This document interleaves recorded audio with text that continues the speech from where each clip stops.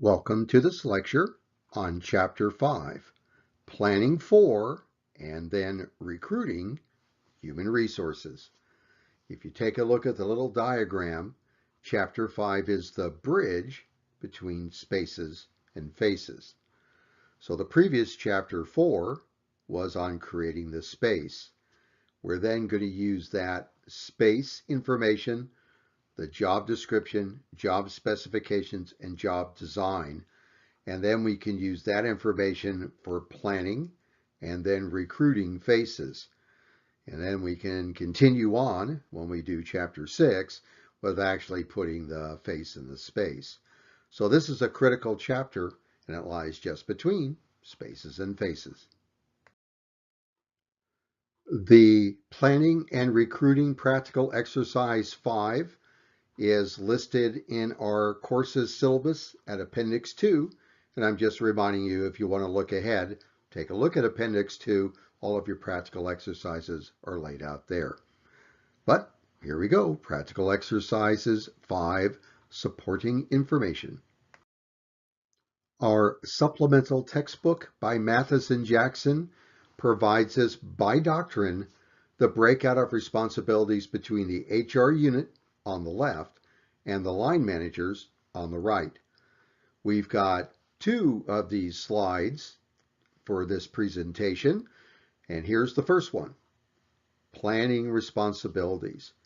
The HR unit, as you can see, compiles and analyzes data from the managers on staffing needs and then identifies the HR strategies. And we'll take a look at some of those strategies that might be led by the HR unit, but they have to be adopted and executed by the line managers. Looking on the right-hand side of the slide for planning responsibilities, we have managers identifying supply and demand needs. Take a look. How are you doing on spaces in relation to faces? And then review and discuss HR planning information with the HR specialists. You've got to align and synchronize your efforts. Our second slide is on recruiting. The HR unit plans and conducts the recruiting efforts. You'd like a centralized theme to keep things legally compliant and sort of the rhythm set by one entity, which is your HR unit. But don't stop there. On the right-hand side, it's the line managers that have to anticipate the needs based upon HR planning. You've got more spaces than faces, you've got to start recruiting. The line managers use the job specifications to announce what they see as the critical knowledge, skills, abilities, and other characteristics. What's the face you're looking for? And they definitely assist in the recruiting effort. And I'll bring this up when we start talking about informational interviewing and networking in the hidden job market.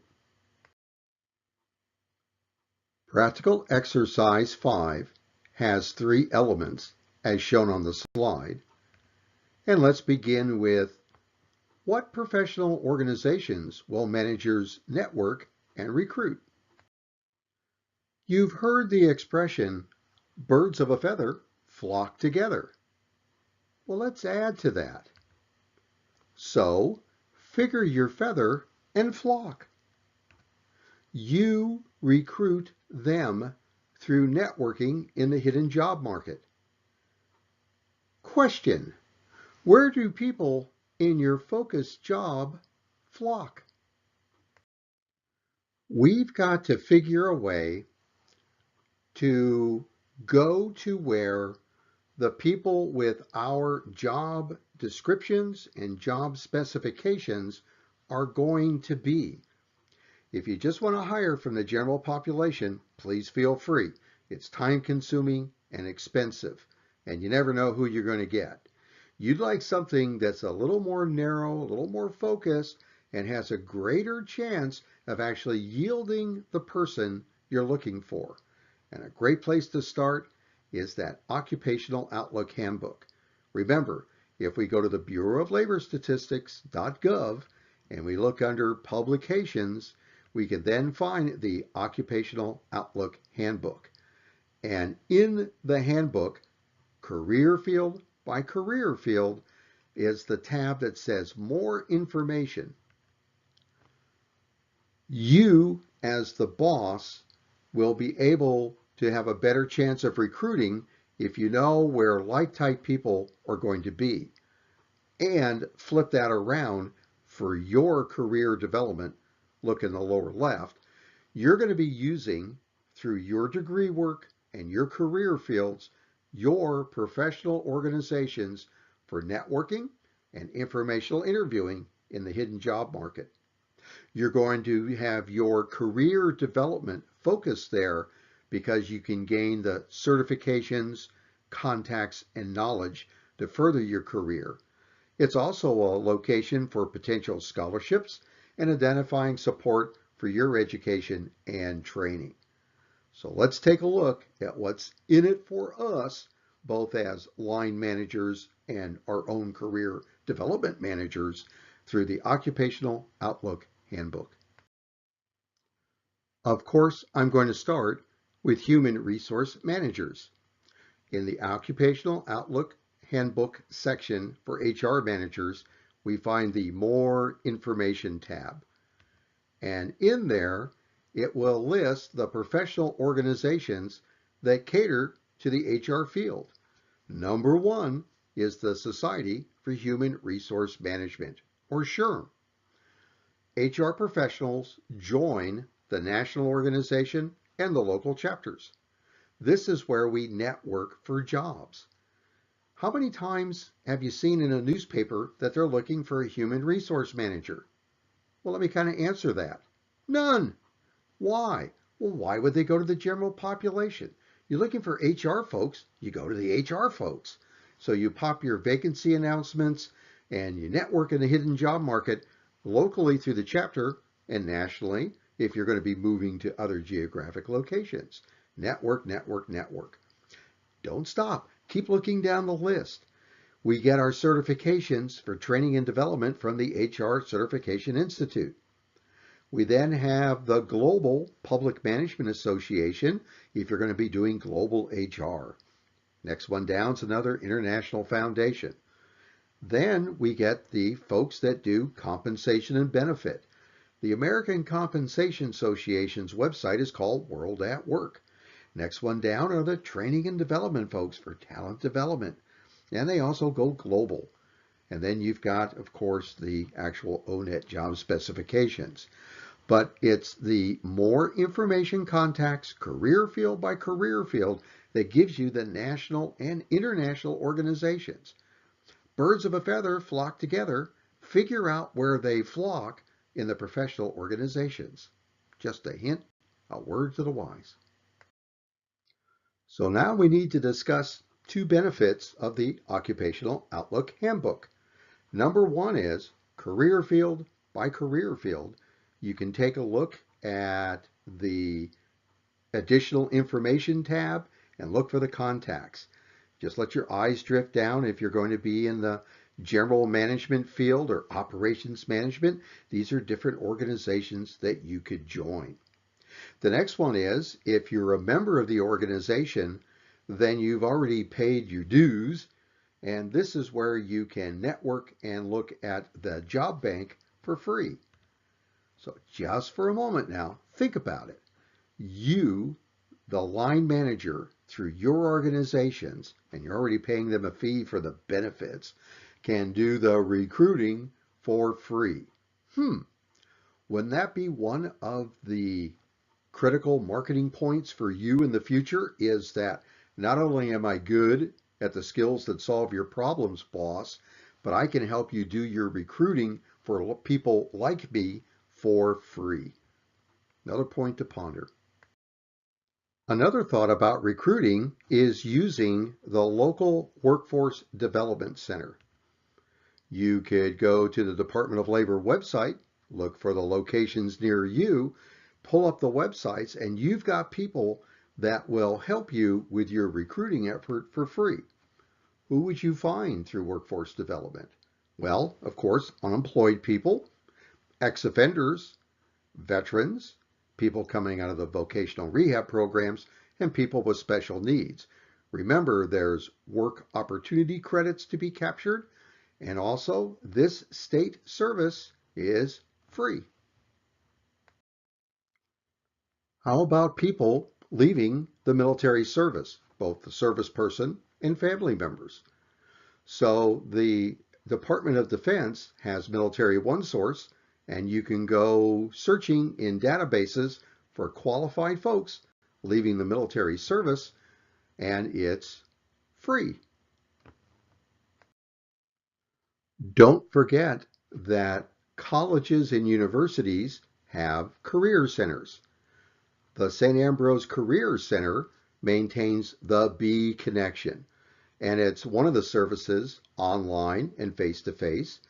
And I highly recommend you consider the B Connection, both as a graduate so that you can network with people that are already graduated and out in the labor force. It's networking in the hidden job market for free. And then turning around also, graduates, would you please consider coming back to campus and being part of the B Connection to give advice to people entering the career field based upon their major. Inside the B Connection, you have people categorized by career fields and location, and you can see who's a St. Ambrose graduate working in that career field, that major, in that geographic area. So we'll talk more about career development, but this B Careers and B Connection, it's a free service from St. Ambrose University. And remember, line managers, flip that around. Who are the local universities, or who are universities that specialize in a selected career field? It's a great place to do networking and recruiting for free. Okay, Management HR Task Force members, time for you to put this knowledge to work.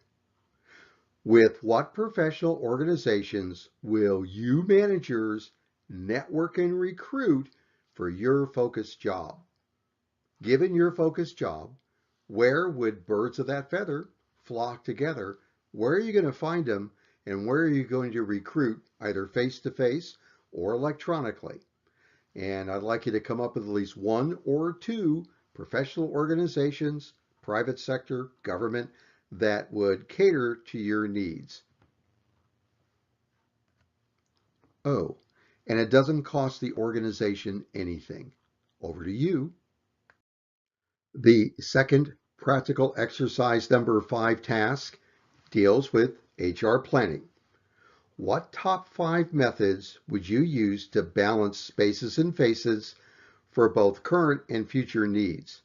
What would be your top 5 to reduce a surplus? And what would be your top 5 methods to fill a shortage? Let's start with the concept of strength accounting. That's numbers and quantities. How many people are you authorized? How many spaces do you have? How many people are actually filling that space? You got faces and spaces. And then you can start doing the number accounting for maybe for who's present or who's absent or who's attended training, who's not attended training, but it's numbers. So think about it like this course, authorized 20 people, 16 are registered. How many people are actually in the discussion boards? How many people haven't made it yet? But it's strength accounting. Another type of accounting is called personnel accounting, which is by name. So as we continue on with HR planning, think strength accounting. Numbers. The next concept for all managers is how to prioritize with your decision making.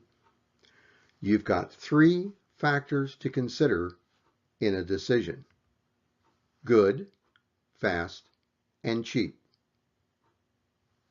You'd like to have all 3. Life's not that good. A very aware boss knows that you get 2 of the 3.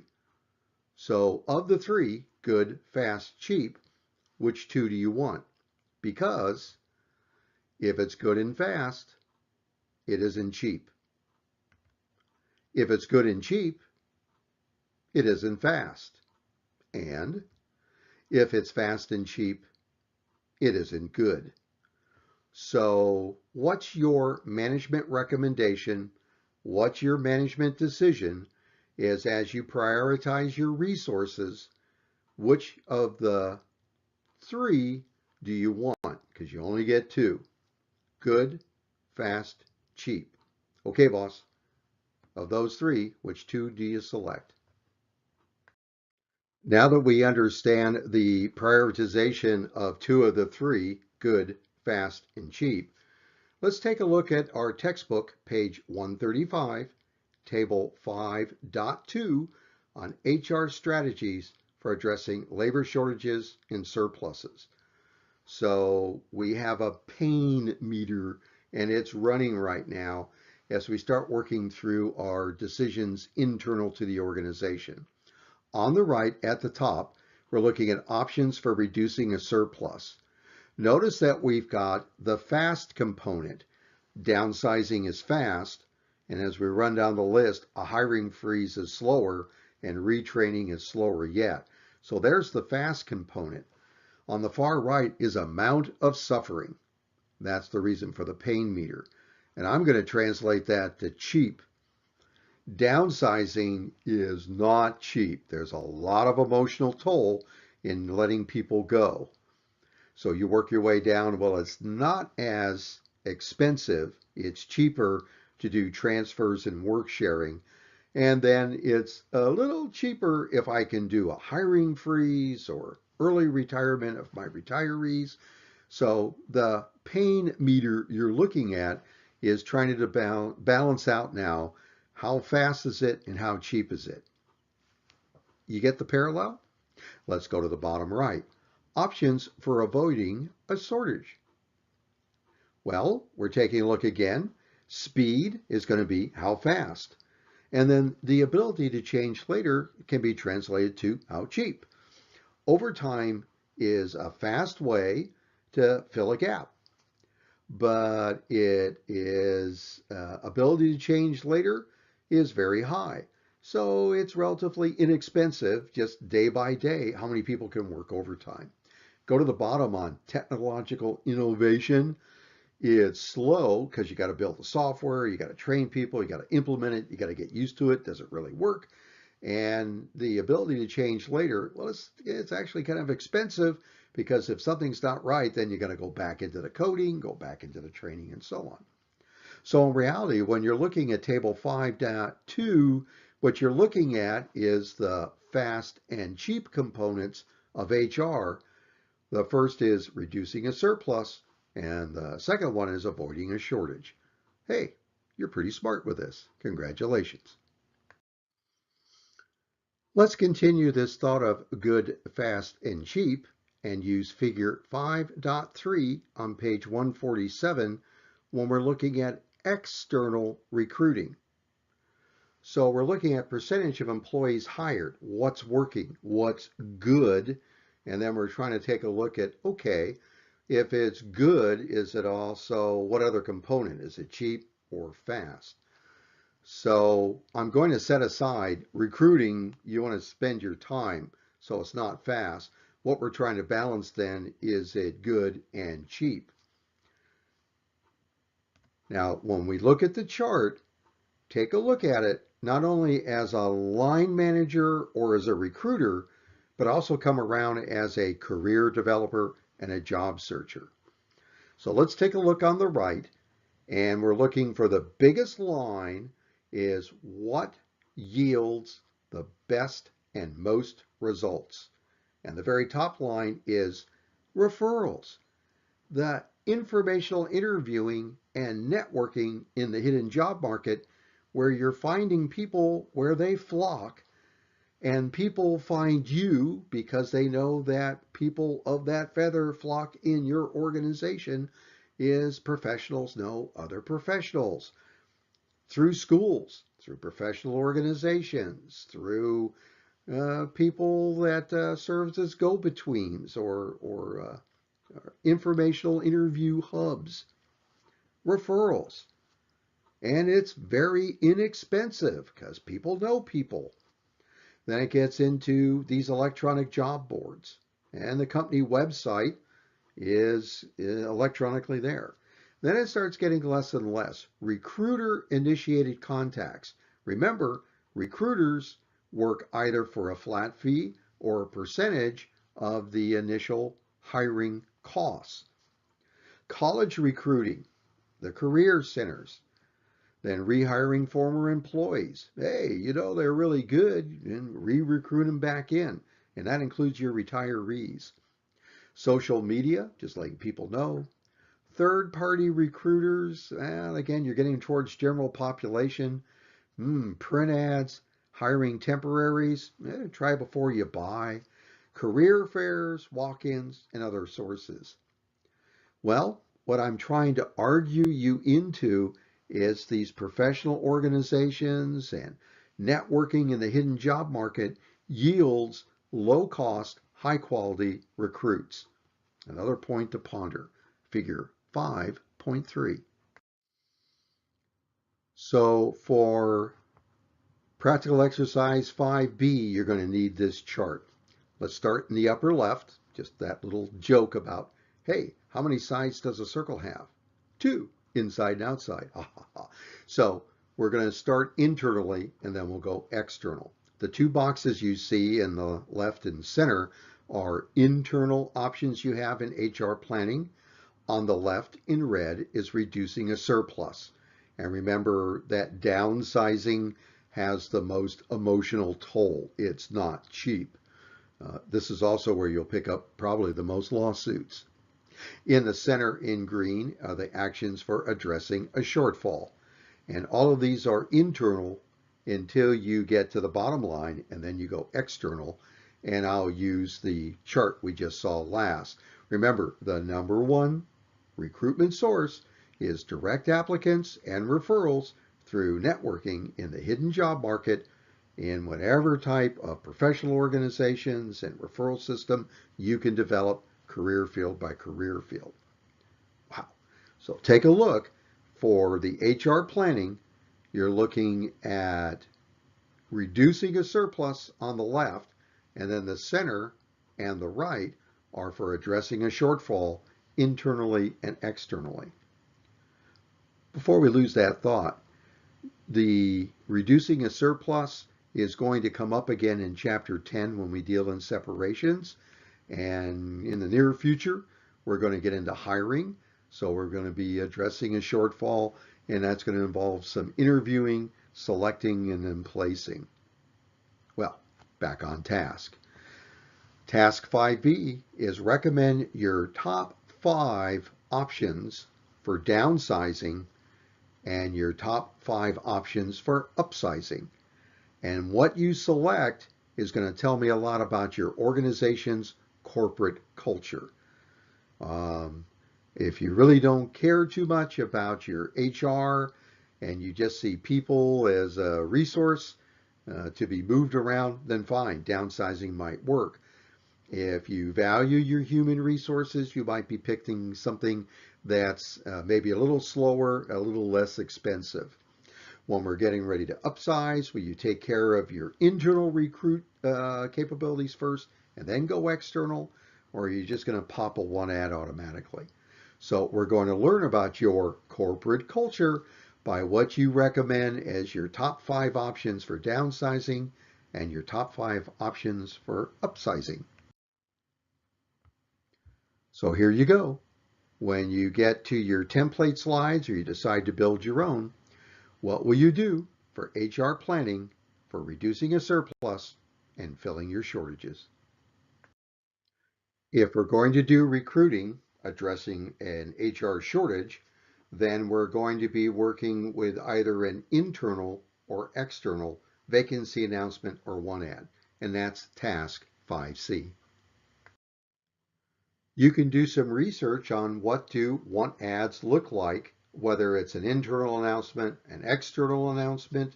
It's going to be in print. It's going to be on the internet.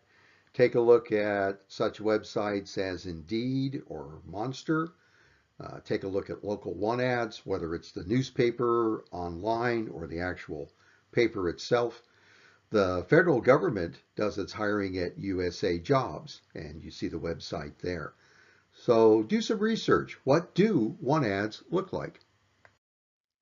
If you are going to be building a want ad for your focus jobs vacancy, you would probably start with, hey, we're this organization and we're hiring for this focus job. And then something wonderful will dawn upon you.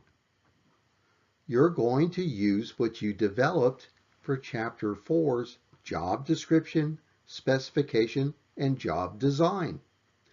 You were asked to prioritize. Just show me what would be the top 5 or 6 job description tasks, something about duties and responsibilities. Tell me about the person, the face under job specification, their knowledge, their education, their certifications, skills, abilities, other specialized characteristics. You're going to be recruiting because you've got something that's really cool in the job design. You can telecommute. You're going to get to rotate your jobs so you don't get bored. We offer incentives. So all of a sudden, all the work you did in Chapter 4, you can now translate over to your want ad. You also probably want to list the directions on the next steps. How do they apply? Do they do it online? Do they mail in to the organization? What's the address? What do they mail in? So go ahead, build your want ad. But notice that the core of your want ad is going to get lifted from your job description, job specification, and job design. Hey, the interrelated functions of management. Please do check out my example video. I built an organization, an information and referral center, and they're looking for a focus job of Assistant Information and Referral Operations Manager. So there's an example waiting for you in another YouTube video. Also, please check out the bonus video for your career development. It's specifically designed to go back over what we discussed, but from the viewpoint for you being ready to do your own recruiting for your job. You're going to need to get referrals, and you're going to have to be used to doing informational interviewing so that you get introduced to people and people get introduced to you. So this bonus video and a handout's available for you in this module's lecture materials. So you're going to get to figure out your job search objective, and you're going to learn that once you know your job, your location, and your money, and those three in which priority, then who has the power to hire you for that job in that location for that money. And then you're going to learn that you recruit them. Check out the bonus video. So that concludes this presentation on practical exercise number 5 and its 3 subcomponents. And you are to take your focus job and think your way through, how will I recruit? How will I do my planning for spaces and faces? And then what would a vacancy announcement look like for my focus job? Okay, task forces, over to you, and we'll see your recommendations in the discussion boards. And here are my references. Bye for now.